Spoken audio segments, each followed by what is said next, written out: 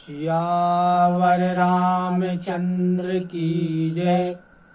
उमापति महादेव की जय। राम कथा के रसिक तुम भक्त रासुमति धीर। आई सुवासन करिय प्रभु तेज पुंज कपिवीर। लखन सिया रामचंद्र की जय।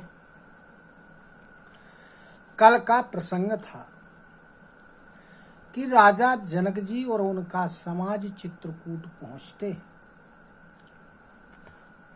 और शोक प्रकट करते हैं। सभी लोग शोक से व्याकुल हैं और जिस दिन वो मिलते हैं वह दिन बिना अन्न जल के ही सबका बीत जाता है। पशु पक्षियों तक ने उस दिन आहार नहीं किया, फिर कुटुंबियों की तो बात ही क्या है। दूसरे दिन राजा जनक जी और श्री रामचंद्र जी तथा दोनों ओर के समाज ने प्रातःकाल स्नान किया और जाकर के सभी लोग बरगद के वृक्ष के नीचे जा बैठे। सबके मन बड़े उदास हैं, शरीर सबके दुबले हो गए। अब जो अयोध्या के रहने वाले और मिथिलापुरी के रहने वाले ब्राह्मण थे, सूर्य वंश के गुरु वशिष्ठ जी और जनक जी के पुरोहित सतानंद जी। इन्होंने धर्म, नीति, वैराग्य और विवेक युक्त अनेक प्रकार के उपदेश किए।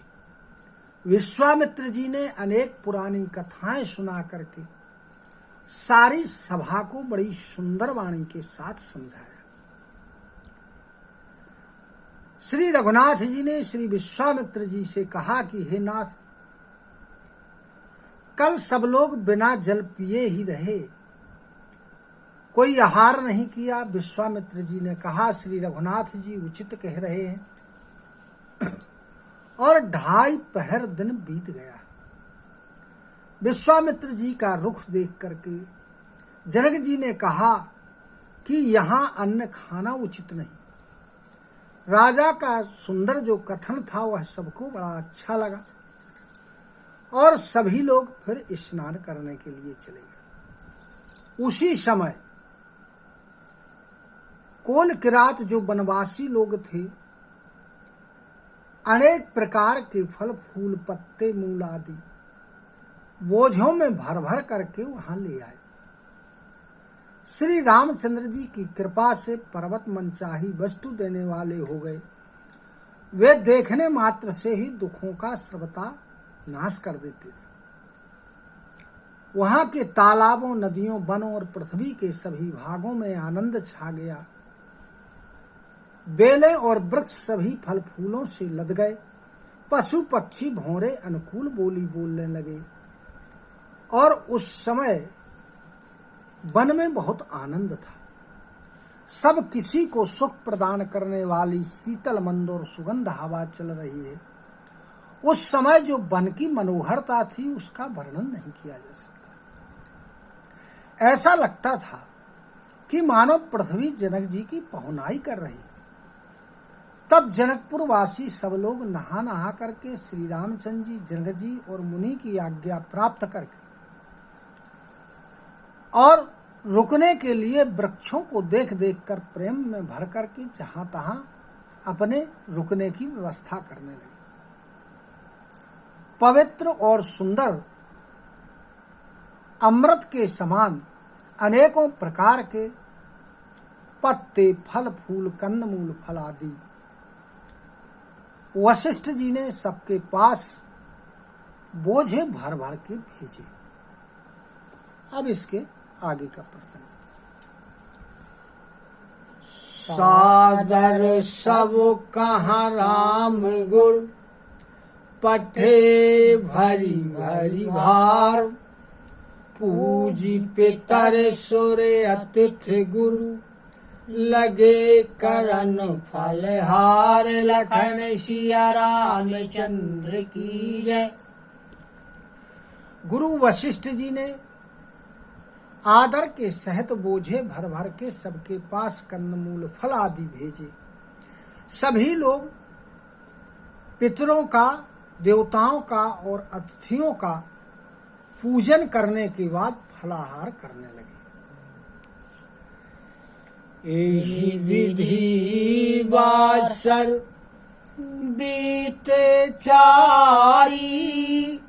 राम ने रखी नर नारी सुखारी। दोहु समाज वसी रुचि मन माही। बिनु सिय राम फिरब भल नाही। इस प्रकार से 4 दिन बीत गए। भगवान राम को देख करके सभी स्त्री पुरुष बड़े सुखपूर्वक रह गए और दोनों तरफ के समाज के मन में ऐसी इच्छा है, लालसा है कि बिना श्री सीताराम जी के और वापस जाना उचित नहीं है, अच्छा नहीं है। सीता राम संग वनवासु। कोटि अमर पुर सरिस सुपासु। परिहरी लखनु राम वैदेही। जेहि घरु भाव वाम विधि तेहि। सोच रहे हैं, कह रहे हैं कि श्री सीताराम जी के साथ वनवास में करोड़ों देवताओं के निवास स्थान के समान सुख है। श्री राम लक्ष्मण और जानकी जी को छोड़कर जिसको अपना घर अच्छा लगे, विधाता उसके विपरीत ही मानो। दाहिने दयऊ होई जब सबोही। राम समीप बसिए बन तलोही। मंदाकिनी मज्जनु तेहि काला। राम दरसु मुद मंगल माला।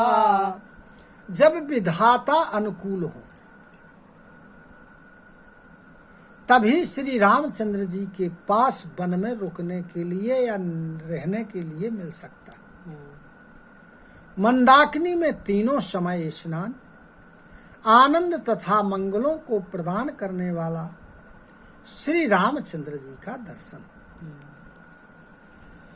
अटनु राम गिरि बन तापसो थल। असनु अमिये सम कंद मूल फल। सुख समेत संबत दोई साता। पल समोहि न जनि जाता। अब भगवान राम जी के पर्वत यानी कामदगिरि, वन और तपस्वियों के स्थान में घूमना, अमृत के समान कंदमूल फलों का भोजन करना 14 वर्ष सुख के साथ पल के समान हो जाएंगे, यानी बीत जाएंगे। कब बीत गए ये मालूम भी नहीं चलेगा।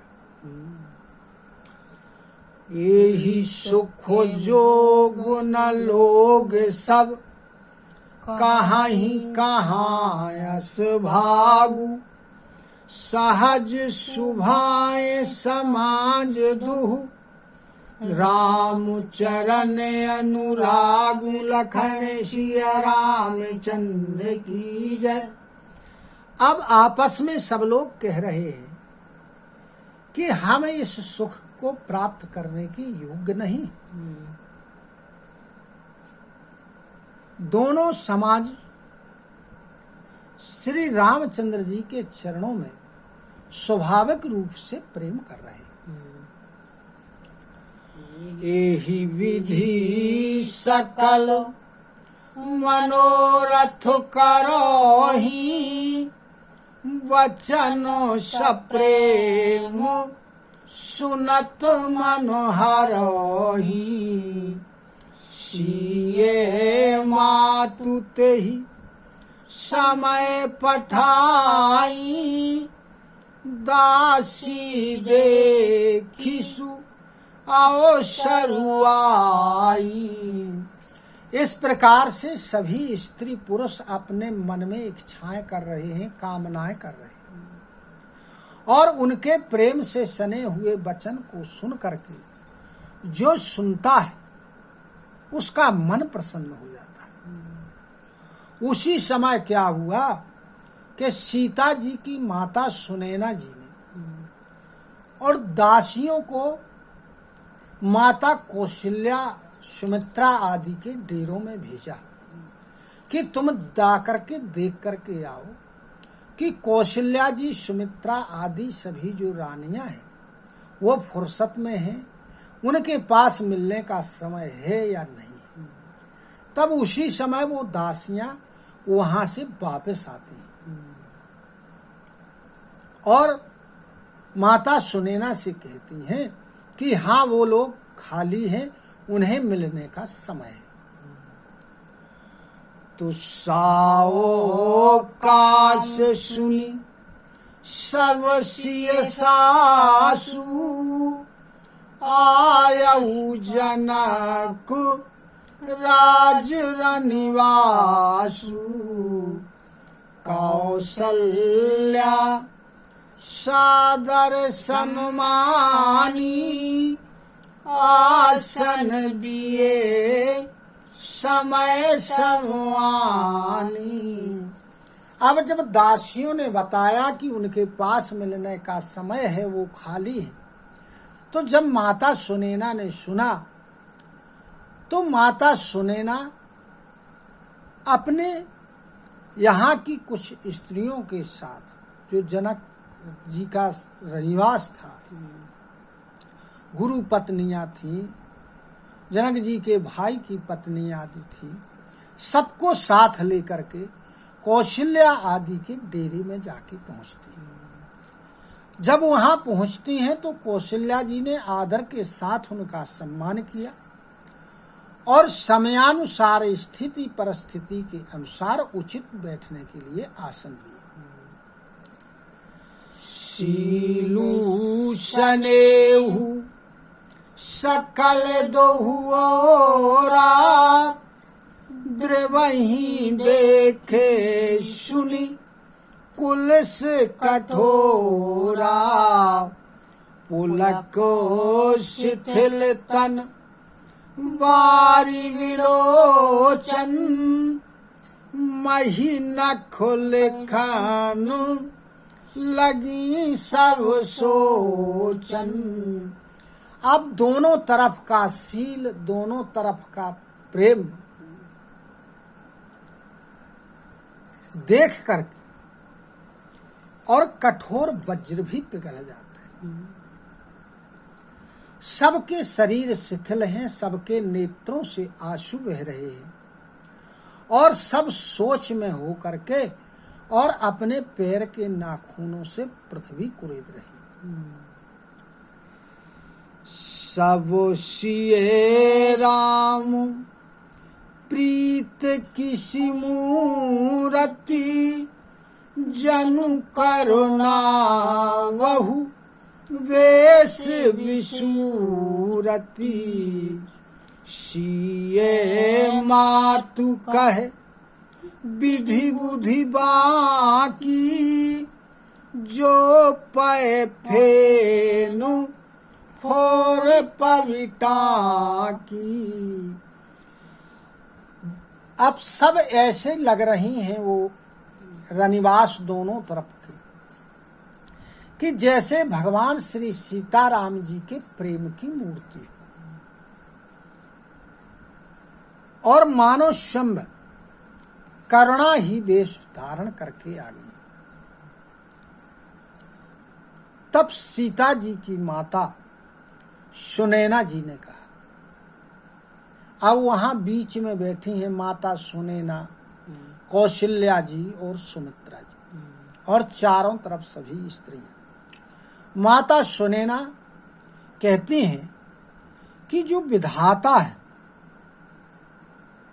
तो विधाता की बुद्धि बड़ी टेढ़ी है। जो दूध जैसे फेन की कोमल, यानी दूध का जो फेन होता है वो बड़ा कोमल होता है, तो उसको वज्र की टांकी से फोड़ रहा है। आगे कहती हैं माता सुनैना कि सुनिए सुधा देखे यहीं गरल, सब करे तूती कराल, जहाँ तहाँ काग उलूक बक, मानस सक्र तुमराल, लखन सिया रामचंद्र की जय। कहने लगी सुनैना जी कि अमृत जो है वो केवल सुनने में आता है। नाम भर सुना है सभी ने कि कोई अमृत जैसी चीज भी होती है जिससे मरा हुआ जीव जिंदा हो जाता है, लेकिन कहती हैं कि ये तो केवल सुनने में आता है। और जो विष है वो हर जगह देखने को मिलता है। और जो कौवे है, उल्लू है, बगुला है, ये जहां तहां दिखाई देते हैं। जिस प्रकार विष जहां तहां दिखाई देता है, और जिस प्रकार अमृत केवल सुनने को मिलता है, उसी प्रकार जो हंस है वो तो केवल मानसरोवर में ही रहता है। हंस केवल मानसरोवर में देखने को मिलता है। सियावर रामचंद्र की जय। कथा विसर्जन होते हैं सुनहु वीर हनुमान, जो जन यहाँ से आए हो सोता करो पयान। श्रोता सब आश्रम गए शंभु गए कैलाश, रामायण मम हृदय में सदा करहु तुम वास। लखन सिया रामचंद्र की जय। उमापति महादेव की जय। पवन सुत हनुमान की जय। गुरु गोविंद की जय हो। जय जय सीताराम, जय जय राधे श्याम। पार्वती पते हर हर हर महादेव। हरि शरणं हरि शरणं हरि शरणं हरि शरणं हरि शरणं हरि शरणं हरि शरणं